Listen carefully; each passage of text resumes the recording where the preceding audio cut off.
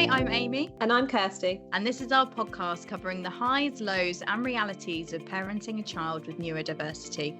Each week we'll be sharing updates from our lives and hearing from a variety of guests about their advice and experiences. This is Love Needs No Words. Hello and welcome to this week's episode of Love Needs No Words. We're very excited to have Lisa on the show today, or to many of you, you will know her as ASD with a G&T. Lisa has been such an advocate and support for Sen families through her Facebook, TikTok and Instagram page. Her honesty, positive attitude and hilarious videos are comforting to so many, including Kirsty and I. She's also this week published her book, Raising the Sen Betweeners, an honesty guide to parenting the children who fall between the gaps, which is out now to buy. So get your copy because it's absolutely brilliant. Lisa, welcome to the show. Thank you so much for joining us. Oh, wow. Thank you for that. That sounded lovely. I love hearing that about myself. Oh, pleasure. So to start, I guess your social media pages are so funny, so supportive, extremely honest. What made you decide to start creating video content in the first place? Well, it sort of happened by accident, to be honest. I actually broke my foot and I was bored. And I just started posting on Instagram. I was posting about things about myself. And then I started talking about autism and I realised, oh my God, there's so many parents out there in the same situation as me, where you're feeling like you're not being heard, you're fighting the school system, fighting for a diagnosis and everything. And yeah, so I started just posting more and more about that side because I suddenly felt like I was being heard as well for the first time. So as much as people always say that, you know, my page has helped them and everything, I always say, actually, you guys have helped me so much as well, because she felt really alone on this journey before I started social media. I found you can have friends, but actually, unless you find people who are going through it, the same journey that you're going through, walking the same path, as you know, as valuable as those friendships are, it's hard to feel like they can understand and relate. Yeah, it is. And I mean, obviously, like, my friends were amazing and everything, but I think it was more with me that I spent my life comparing, and I was comparing against neurotypical children and everything like that. And, you know, as much as people say you shouldn't, you can't help it because, you know, that's what we're told to do as parents. We look at, are they meeting all their milestones and everything like that. And every time I'd see their children sort of getting more ahead with things, mine would still be sort of stuck. And, you know, it's heartbreaking. And, you know, I think I ended up shutting myself off from a lot of friendships and things in the beginning because it was too upsetting, and I felt like a burden as well, you know, on dating out and things. When your child's having a meltdown and theirs just want to enjoy the day, you feel like you're taking up their time. Do you know what I mean? And you can't talk to them properly or anything. Yeah, I found exactly the same, to be fair. I did literally that. I just stopped doing play dates and stuff, and I was so aware of, actually, I felt like I didn't really know what else to do because I knew that he wasn't coping in those situations, and it was always ending in tears, mine and his, by the end of it. But at the same time, I desperately didn't want to miss out on those things because I felt like this is what parents do with their children, and go around to friends' houses and enjoy this, but it just wasn't working. And the judgment of other people thinking, why is she taking her child away? This is the last thing that he needs to be doing. Literally battling all these different emotions. It's hard. It is. And like you said, with the judgment with people as well, where they all think you're doing the wrong thing. And, you know, if you just push them a bit more and everything like that. And the problem is, we know as parents, we can see a meltdown coming usually before anybody else can. And so we go and take them out of that situation, and then people don't see what's about to happen. So they assume, you know, babying them, or what do they call it? Helicopter parent and things like that. Yeah, but you have to be, don't you? You can't be any other way. I think many of our listeners can relate to what it feels like to come into this world that a lot of us, including me, I knew very little about it. I used to get a lot of like, what's wrong with him? And I was in despair myself. I wasn't sure at the time. And I guess it's pages like yours that can bring so much comfort to people. So when was it that you went from sort of bringing starting a page for yourself, but bringing a smile to people's faces, to feeling like maybe this could be used to make a big difference? I think it was probably around the time that we sort of founded Sen Reform England as well. And that really did hit home then, because we, you know, there was counsellors saying all these things about our children, that getting an EHCP was just the in thing to do, and, you know, calling us like we all just want benefits basically and things like that. And that really hit me then, of the way that people think and how little people understand about our lives and our children, and just writing our children off as well. You know, this is the thing, they don't realise how, or they don't want to realise a lot of the time, how amazing our children can be if they're in the right school settings and things. So when this happened with the counsellors, obviously I shared it on my platform and everybody went mad, because everybody was just, I think everybody had known the local authorities and things probably thought these things about our children, but actually hearing it was very different. And I think we all sort of came together then and realised actually we're all fighting this together. But I think, I mean, with me, with the humour, I mean, some people obviously don't like it, which I understand. The reason that I do use humour, though, is to try and engage the people that don't necessarily know about autism, that don't necessarily come across it in their life and everything like that. Because I think if you don't have anything to do with autism and things, you're not going to be interested in somebody talking about it. And the way that I would try and bring people into the conversation is through the comedy side.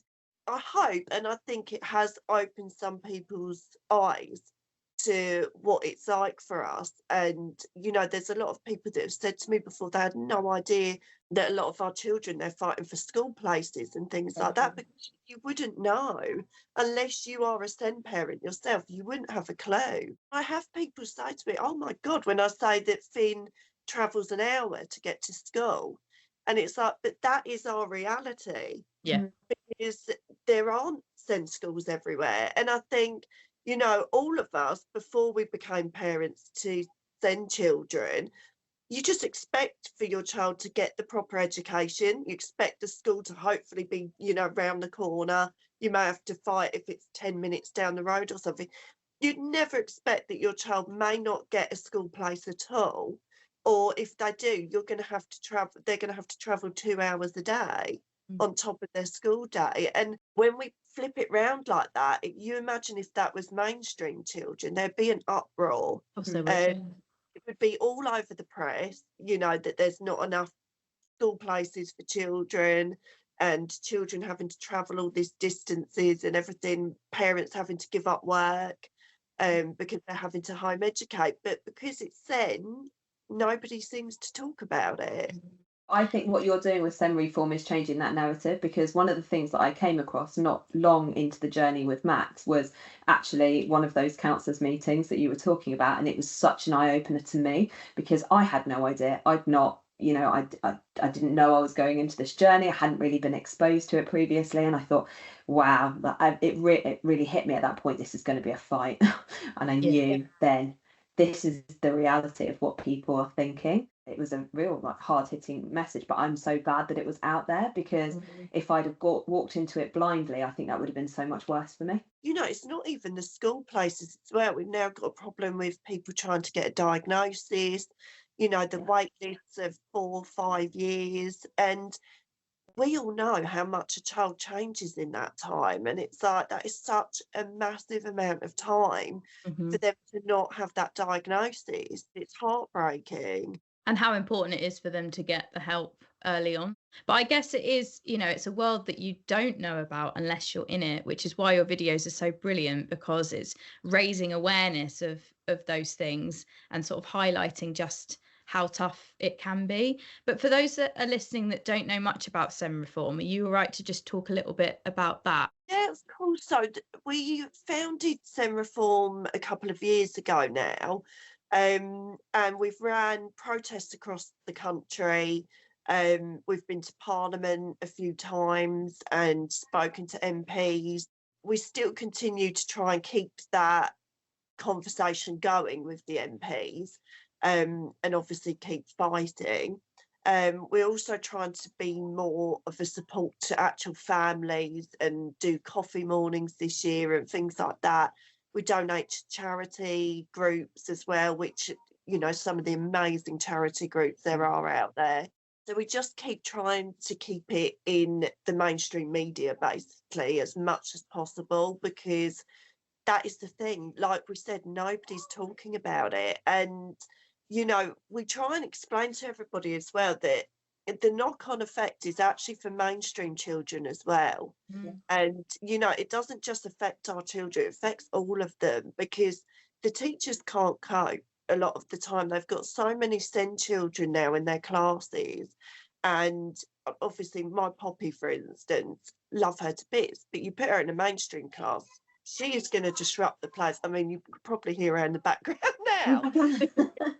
She will throw chairs, she will sing out loud, she will have meltdowns randomly. And when you've got, say, you know, 5 to 10 of those children in a class, the teachers, with 2 teachers, they just can't do it. And they're having to do care duties and, you know, wiping bums and things like that. And, you know, this is because there's not enough SEND places.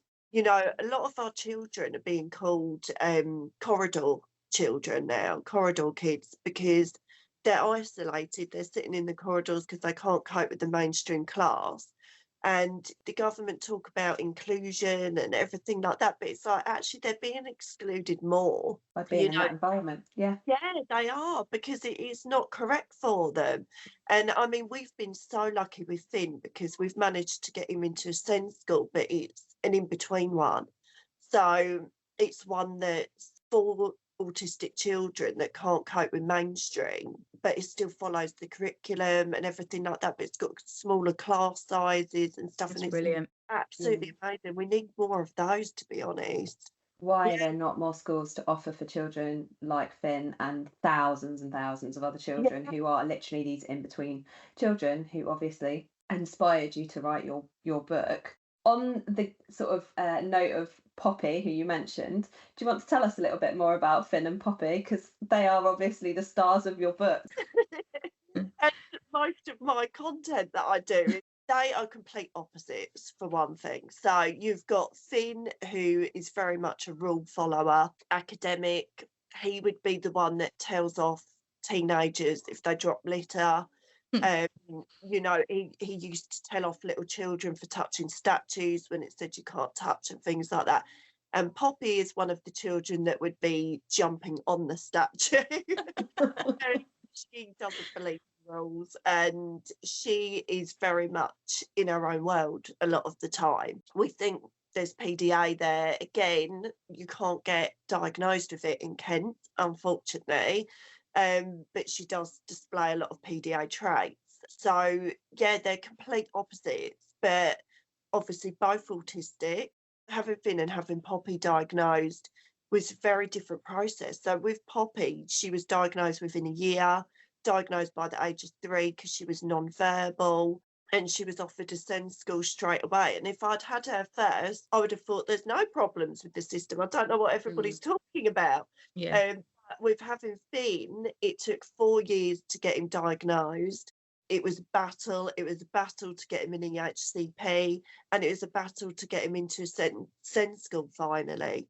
So completely different offers of support with them as well. So it's been a roller coaster, it really has. Obviously, where Poppy is sort of seen as more severe in a way, so she goes to a full SEND school. So she's seen as more severe because she's delayed more and has had speech problems and things like that. But actually, I do say to people that I think Finn, in some ways, struggles more with the autism because he struggles with his anxiety, his need to fit in, masking, all of that. Whereas Poppy, she doesn't give a shit. Am I allowed to swear on here? Yeah, Absolutely. go for it. She doesn't give a shit.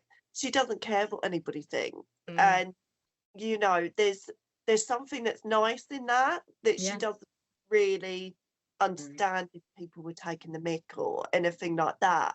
Whereas Finn would definitely know, and is embarrassed and shy and just terrified in social situations. Mm. I think And there's a lot were of they, how children old like were they that. when you got when you sort of realised that there might be autism or autistic traits there?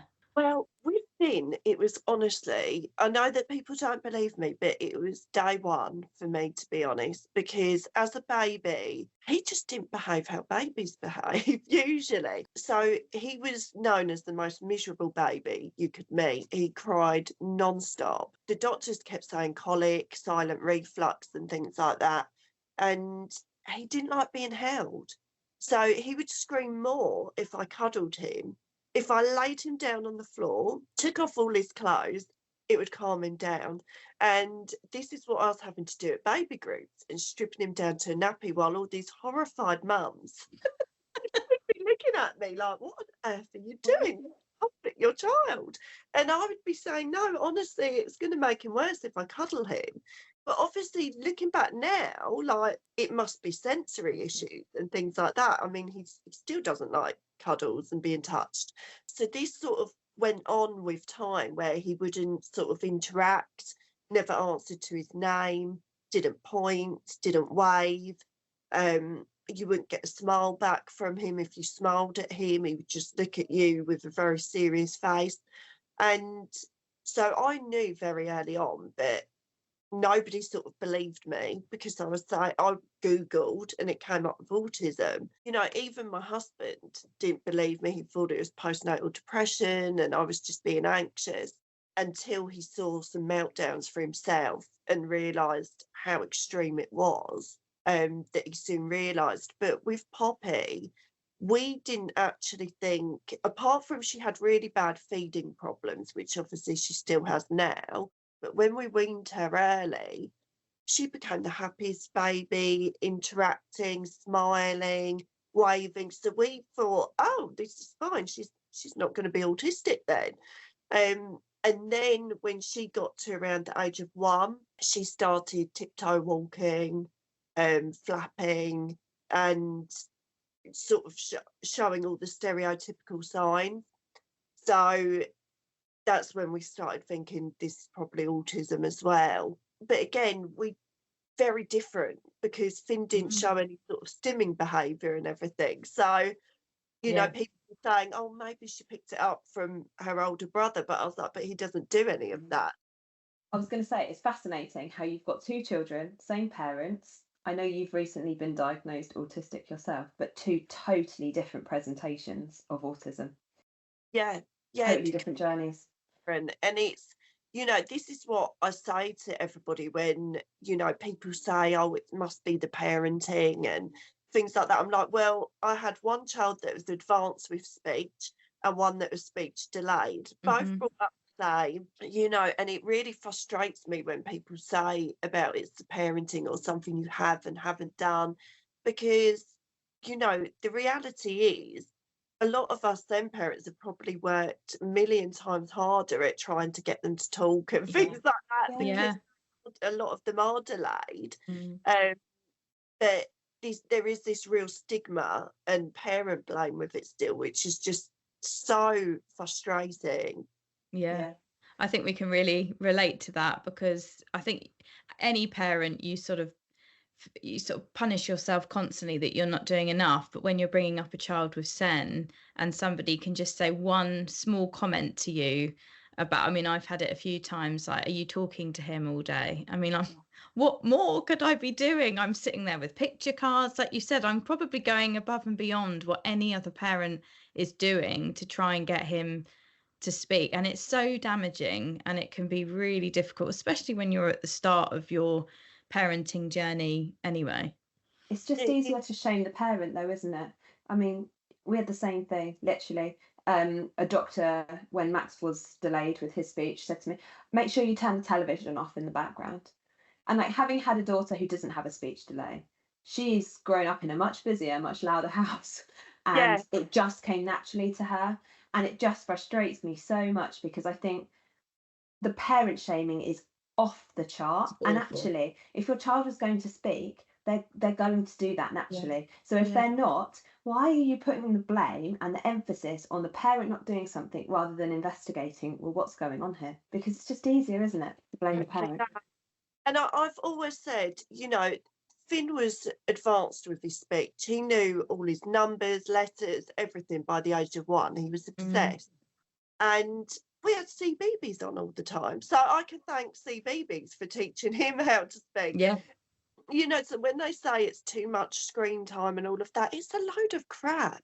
It really is. It's got nothing to do with whether your child will talk or not. And I think this is the massive problem, is that there isn't an answer sometimes. And I think people want to try and find a fix.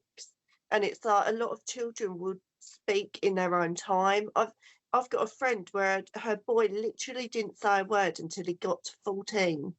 And then he was just coming out in conversations like we're talking Like he's now. storing it. Yeah. And it's, you know, and they do, and, you know, unfortunately, some will never talk as well. But, you know, there are other ways to learn to communicate with AAC devices and things like that. But this is what they need to be working on, I feel, as well, with the speech and language therapists as well, because I know a lot of my friends who've got non-verbal children are discharged from them because their child can't talk. And it's like, can we not work on the communication a bit more instead then? Because it seems like, you know, they can't talk, that's it, we can't help. And it's like, but actually learning other ways might really help that family. So yeah, it's one of those things that drives me mad. And there's a lot of people that prey on people as well that I've seen online that try and say about these speech courses and things like that. And it does concern me with vulnerable parents, because I think it just looks like parent blame once again. And desperate parents as well, because we've talked about it, but the comparison, and you can't help but notice the things that their peers are doing who are the same age, and you think, oh, you know, you desperately want to hear their voice, or you want them to ride a bike. And you talked about that in your book, actually, of Finn learning to ride a bike at 10, and I thought, wow, that gives me hope, because And me, for Max, bless him, we try every year, but even with stabilizers, the coordination's just not there. He's really trying. Alex is scared of bikes, so Is it really gave me hope, because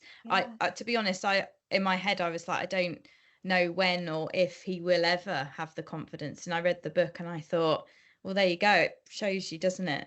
There's no sort of timing on it, really. Honestly, some of the worst times of my life was trying to get him to ride a bike. Like, it's really frustrating, isn't it? Just put your foot down. Like he had bricks attached to him and nothing was working. And it was, but I tell you something again, it's with the right settings and the right teaching, because we had those Sen sessions with the bike riding and it was 1-to-1, and this guy was like a miracle worker. He really was. And something just clicked with it. And then finally, but like you said, I remember so many times looking at my friends and my family with their 3-year-olds riding a bike before he was, and it would leave me heartbroken every time, because you can't help it, because you want them to have the same opportunities as everybody else. I still get it now when I go past football pitches and like all the parents watching them play football and stuff like that, and I get that sort of lump in my throat, because we don't have that. They don't go to groups, they won't cope with group sessions and stuff like that. And I always think, oh, I wonder what that would be like to have that feeling of your child making friends like that, and, you know, just easily going to and enjoying these groups and everything. And you can't help it. You do feel, because, you know, I think we've all had it in our head when you're pregnant and everything, of what the typical family is going to look like and what your typical family life will look like. And then it's changed. And that takes a lot of getting used to. Yeah, you've got to learn to adapt. I think when you get to a point where you start to accept it, and I think it'll always be difficult, but you learn to do things in a way that suits you, and try not to, hear other noise, which you talk about quite a lot in your book, is to kind of hang around with the people that get it and get you and get what you're going through. But coming back to your videos a little bit, because I think that's why your account is so brilliant, is that you bring light to things, but you do it in such a warm and comforting way to many watching. And I think some of my favorites is when you first of all mimic comments about what people say to you about your child, because I think anyone watching those will feel real comfort in that. But then when you started discussing Finn's lunchbox, that just absolutely got me, because it's so relatable.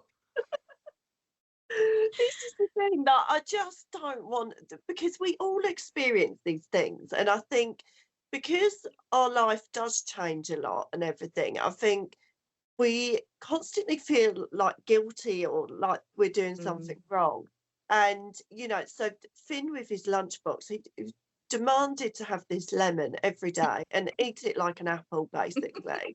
And some people are absolutely horrified, like, why would you send your child in with that? And I'm like, because that's what he'll eat a bit of bread with a bit of bread with nothing on it and a lemon, and that is what he will eat. And I think when we've had children that don't eat and things like that, we know that we don't care what it is as long as they're eating. And I think, that's where the sort of perfect parent book goes out the window, because you just do what you can to survive and to keep your children alive as well. And, it means, and it's all about picking your battles and things like that as well. And the amount of times that, we've walked around Tesco's with Poppy with no shoes on and things like that. And it's like, do you know what? Does it really matter? Because she's not harming anyone. She's not harming herself. And if it's going to keep her calm around it, then that's what we'll do. But I try and show these funny side of things because, one, I don't want other parents to feel alone going through it. But two, I think, maybe when these judgy people do see us out and about and see a child with no shoes on and things, instead of making that instant judgment of what a terrible parent, they might just stop and think maybe that child's got sensory issues or something like that. Yeah. And even if that changes one person's mind, then it's job done. Do you know what I mean? Yeah. They do look great fun to film. What's been sort of, maybe you might have more than one, but one that sort of stands like the front of your mind as being a really fun one that you did? I mean, the ones where I make Terry do stuff with me is always enjoyable because he never wants to do it. I like your Valentine's Day one. Still waiting for your card. Yes. He forgot my card. But yeah, we've done so many silly ones before where I was dressed up as David Bowie from the Labyrinth and things like that. So I always love those ones. But I think it's just what I love about it is it's become such a community spirit, and what I get is all the comments coming through, people then sharing their stories. So when I do ones that are like, having people round to the house and the chaos that it is, my child's not going to speak to you, they're not going to look at you, don't look at them, and they're bouncing off of the walls and stuff like that and just ignoring it in the background, and then everybody's got their own stories to go with that as well. And I think it just feels like we're connected, even though we may not ever meet each other or anything like that. It does feel like a connection with people, like a friend, an online friendship in a way. Because like I said, you've got to find that village and you've got to find people that get it, because honestly, it makes life so much easier when you do. It really does. On a personal note, thank you for writing your book, because actually that, when I was reading that, it gave me that feeling. So it's not just your online community. I think you've provided that for people through writing your journey, because we're all going through different things, but actually there'll be commonality between all of us. Certain things that we've experienced and such like, and like literally at points I would be laughing in one half of a sentence and almost in tears in the other half, because it's like, this is actually hilarious because I've been here, and at the time it wasn't funny, but it is looking back. But actually this is it's a reflection of actually, okay, this is quite tough at points, Yeah, and I think like what I've heard from other people, that my friends and things that have read the book as well, is I hope it's relatable to parents with high care needs children as well. And I think one of my friends said she was quite shocked because she bought it and read it because she's my friend. But she said to me she didn't think she would relate to it that much because her boys are non-verbal, very different to my children. And she said actually there were so many similarities along the way. And even though our children may display differently and things like that, our feelings are the Yeah. same. And I think that's what it is. I think us parents go through those same worries, the same guilt, the same judgment, and all of that. So we actually, even though our children may be very different, we can still relate to each other like that. And that's what I wanted my book to do, is just to make people feel like a hug, basically, that a hug for me, like, because it was honestly in the beginning stages. I know people look at me now and look at my page now and they think everything's brilliant, and at the beginning stages, I was an absolute mess, and I was in a pit of depression, and I didn't have a clue what I was doing, and I made so many mistakes with the kids and put them in situations that I'd never dream of doing that now, and getting cross with them about certain things, and just thinking, why can't you just enjoy this, and with not knowing it was autism or anything like that. And I just want people to know that you do come through that, and I think we all do get stronger over time. And I always say I don't think the kids necessarily get easier. I think it's us that change Yeah. more, and we adapt more, and we realise their triggers and things like that to make our lives a bit easier as well as theirs. Yeah, we have to come to terms with it and have to learn very quickly. So you've called it Raising the Sen Betweeners. Why did you decide to call it that? Well, I've always said that my kids, especially Finn, to be honest, is kind of the in-between child. So he's never been able to cope very well with mainstream, but also doesn't fit into Sen fully. Um, the reason I say that is because if he went to a SEND school such as Poppy's, it would be far too chaotic for him, noisy. He wouldn't be able to cope with that environment as much as a mainstream one. So I've always felt like he's sort of dismissed and ignored in a way because he's verbal, and people expect more as well. I think when they're like that, they people think, oh, he's being rude and stuff like that. Whereas with Poppy, when obviously she was non-verbal, you could say she's non-verbal, she's not going to answer you. With him being verbal but not able to communicate, that's very tricky for people to understand that. And I've always called them the in-between ones, because it's just, they just seem to be the ones that fall in between. And when you're thinking of it as a spectrum, people say, oh, they must have mild autism or something like that. And it's like, it's not mild to severe. And people really do think it is like that. Yeah. But it's not. It's, that, like we said, there's so many different factors, so many different struggles. Some things that Poppy doesn't struggle with that he does, and vice versa. And it's just the real ones that fall between the gaps like that. And I wanted to highlight that more, because in other books that I'd got when I first learnt he was autistic, I'd read some books that were about non-verbal children and stuff like that, and I just couldn't find anything that I could relate to, where he's going to constantly be pushed into mainstream and all of these sort of social problems, but not problems with learning disabilities. So I was worried it was going to sound a bit too much like the In-Betweeners and people were going to get a bit confused. So we changed it to Sen Betweeners, which is sort of, people have been saying that word now, which is brilliant. Love that. Yeah, they've just been saying it in general. So that's really good. And I think a lot of the ones that fall in between as well are ones that tend to mask. And I think, like you said, that's the problem. People don't see it until, they're behind closed doors and things. And, the sad thing is with mental health problems and things like that, especially with the teen years and everything, they need to be listened to, because it's so worrying if they start having these dark thoughts and things like that, because they're hiding how they really feel. And, that's why we've got to talk about these ones that are in between more, because they're really struggling, sometimes as much as, ones like Poppy as well. Like I said, it can sometimes seem like she's more severe, but actually he has the weight of the world on his shoulders most of the time, which she doesn't at all. Mm-hmm. Now both of your children are in Sen provisions. What impact has that had on them and you?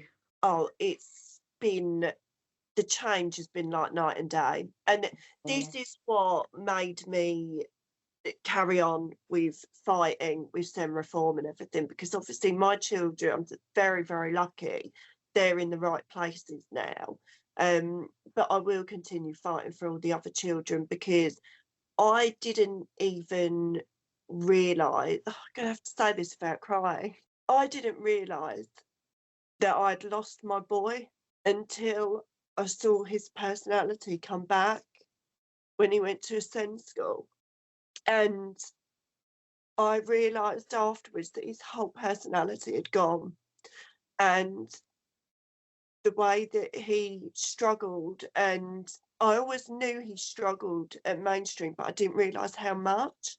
Now that he's started at the secondary school, the Sen one, he's laughing again, he's happy, he's made friends, and it makes me so bloody sad that every child is not getting this, because the difference in him, I know now his future will be okay.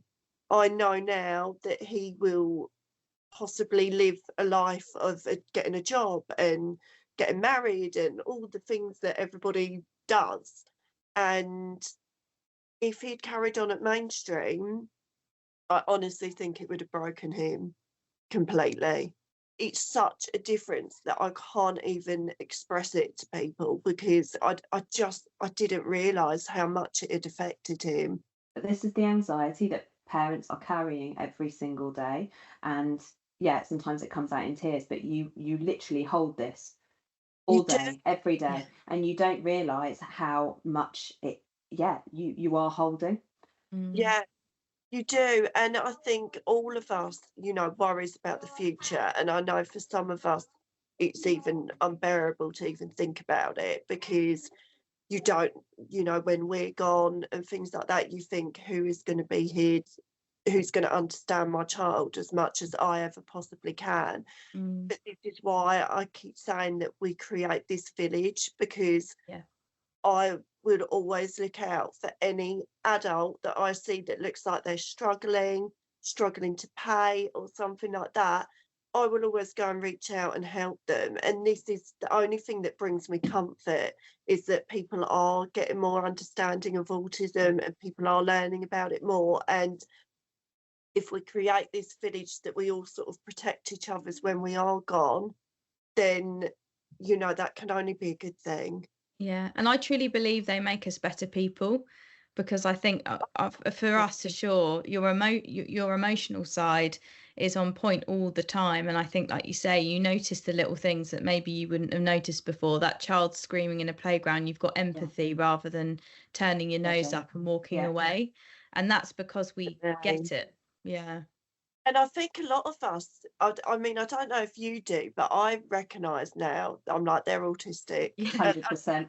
Like, you can tell, can't you? Yeah. Like, when I speak to adults or there's a child, running around a playground, like, they're definitely autistic, because you can see these traits now that we probably wouldn't have seen before otherwise.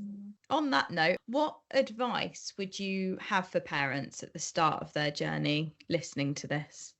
Just trust in your own instincts, for one thing. If you're thinking that your child could be neurodivergent or anything like that, trust those instincts. And ask for that referral as soon as possible, because you're going to be on a wait list for a long time.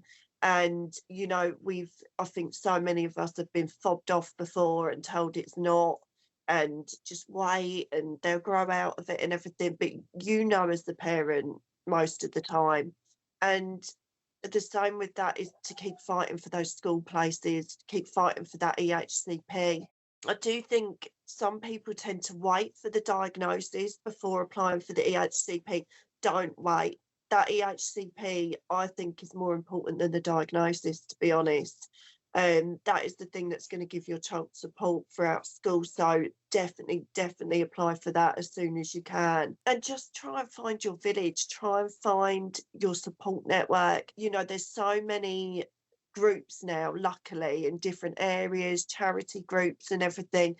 Put yourself out there and go along to these groups, because when you find people that do understand and people that do get it, it will change everything for you. It really will, because it's just such a relief to be heard and be understood. And find the Sen sessions, talk to the other parents at the Sen sessions and things as well, because they will be your people.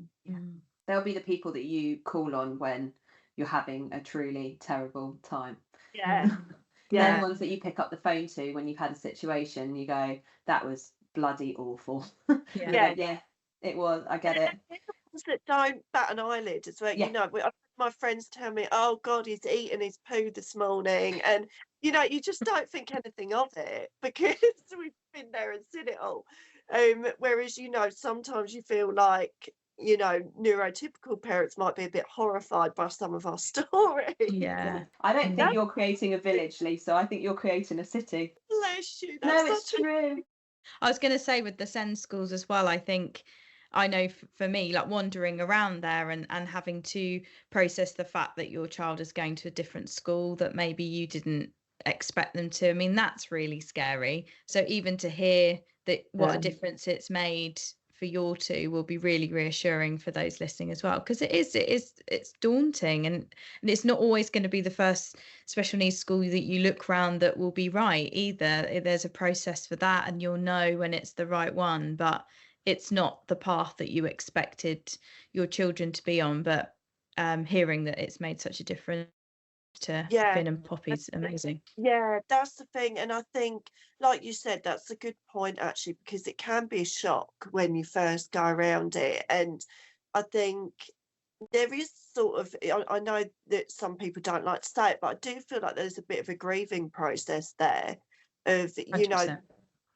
where you thought about the school that you wanted them to go to and everything. I even had a grieving process with them not going to the same school. I didn't realise how much I'd wanted that, but I'd always pictured the siblings having their photos done together and in the same uniform, and that really hit me as well, because I was like, they're both autistic and still not in the same school. But it really is, and it can be a shock going around it, because I think sometimes it sort of shines a light on how behind they are and things like that as well, which can be, I think that happens with the EHCP meetings and stuff like that. It can be really grueling hearing everything that your child is behind with, everything that they can't do, because obviously they can't put all the positives on there. They don't put all the amazing things that our kids do, and it's always all the negative stuff, and that can be really hard to hear.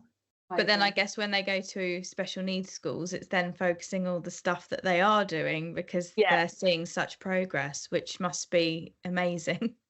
Yeah, that's the thing. And it's completely different, because then, like you said, they're looking at rewarding these little things that other people would take for granted. And that mainstream schools, not because the teachers are bad or anything, but because they may not notice because they've got such large classes.